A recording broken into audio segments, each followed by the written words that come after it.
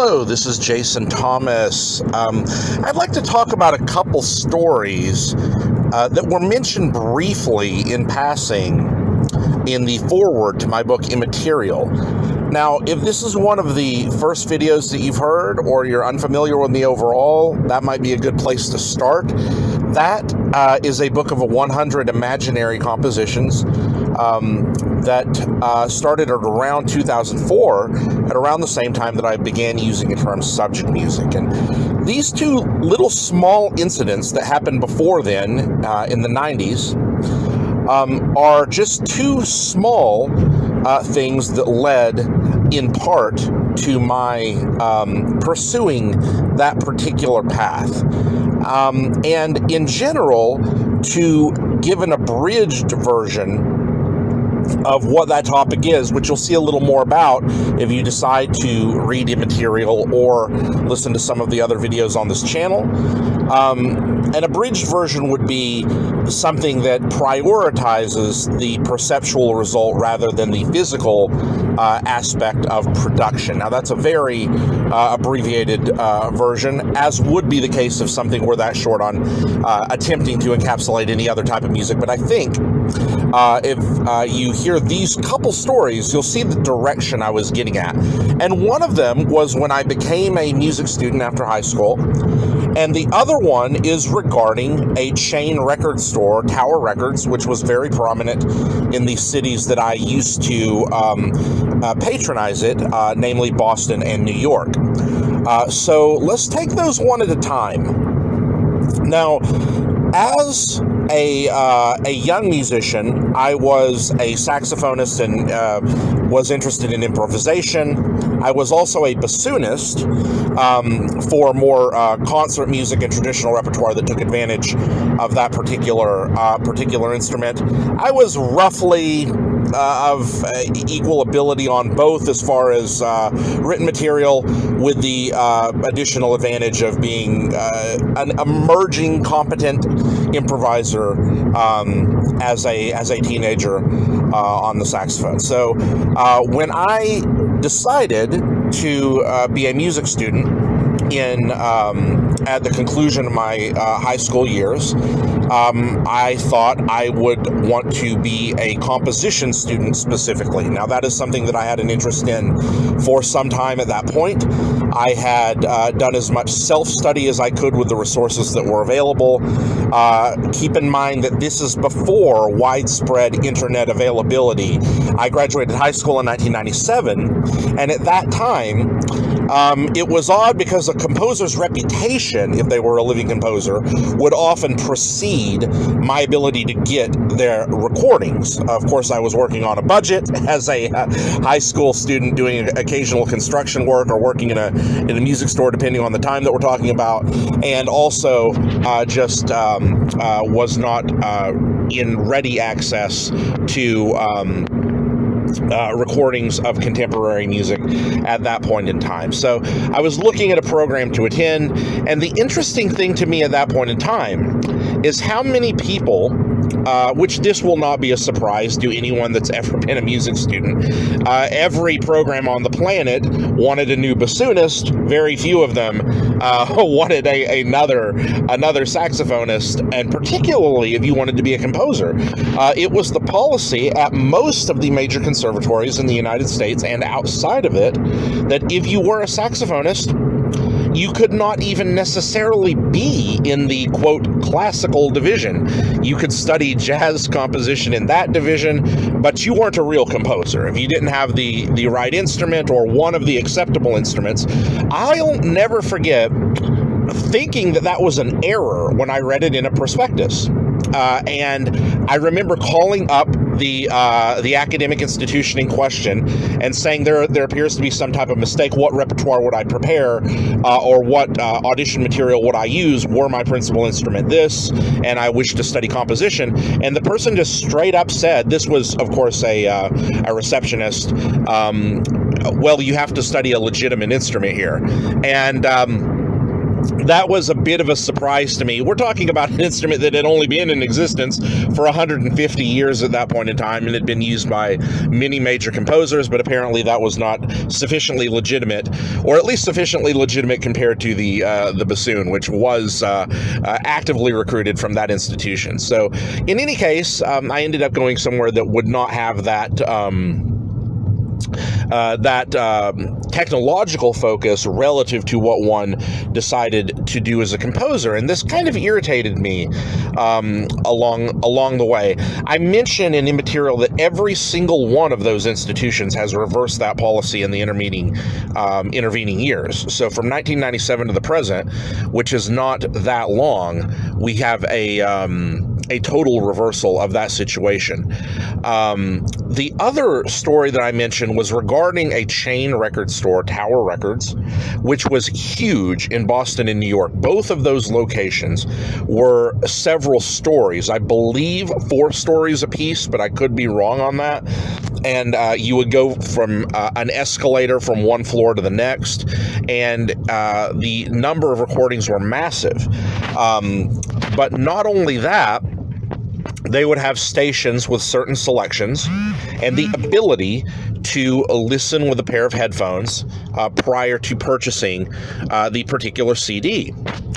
And in the 90s, it was very popular for orchestral ensembles, whether it be the Pops Orchestra or the major symphonic orchestra of a city, to record the orchestral arrangements of various pop musicians. That was a thing in the 90s, and I can't remember which specific group they were doing an orchestral arrangement of, but let's just say the such and such orchestra playing the works of pop group X, or a classic rock group X, whatever it was. And I listened to this through the headphones there at one of the Tower Records location. I can't remember, Boston or New York. And one of the things that I noticed is that they had taken the exact same form of the song. Everything that was possible to be kept the same in that context was exactly the same. It was eerily similar, almost down to the specific tempo, specific interpretations from a phrasing standpoint. It was just rearranged for orchestra. And the thing that always struck me when I saw this was that whenever this happened, they were always placed in the classical music section. And I remember thinking about this at that point in time, that this was kind of silly, because they're basically saying the means to produce this work from a technological standpoint are more definitional than any other aspect of the work, because everything else was pretty much the same. I mean, they had the absence of any vocal material in those situations, so I guess that's a material change as well. But for the most part, we can pretty much say that the main difference was the technological difference of being performed via orchestra rather than the original ensemble that initiated those pieces. And these two things together are very small examples of things that led me to the development of music that I would later call subject music in or around 2004. Whenever I've mentioned that, I've said that I may be a year or so off in any direction. There are some times where you get an idea and you decide to go with it immediately, and then there are some times where there's still a little molding of the clay, so I don't know what point along that line that I want to say that clay figure was fully formed and ready to put in the fire, but sometime around then. So we had a period from 1997-98, and I mentioned this in other videos, where I had studied with a few people that were kind of well known for various things attributable to them: Harrison Birtwistle, James Tenney, Morton Spotnik, and was not entirely sure what I wanted yet. But like many things in life, you can get a large portion of the way there by knowing what it is that you don't want. And while the technological component is important from the standpoint of what I would eventually decide to do from a developmental standpoint a few years later in 2004, which is crazy to mention that as coming up on 20 years from now. I remember finally distributing the book Immaterial with the assistance of composer Mark So, who edited it with me, and that was at the 10th anniversary of finishing it. So that's soon to be 20 years down the road. The small technical aspect of focusing on what you want from a sonic standpoint was important, but that led me, as many questions do, to other questions. Like, well, what are the other implications of this thing? When you move a particular chess piece, there's a reaction on the other side. I mean, things are not remaining static. You could make that analogy in other contexts as well. For example, people use the example of raising tax rates doesn't necessarily raise revenues because people alter their behavior. So people, myself rather, I kind of asked myself, well, what are the additional implications of this a technological focus or absence of a technological focus, deciding to specify in a composition the sonic result that was desired, the perceptual result desired, rather than the means of realization via a physical instrument.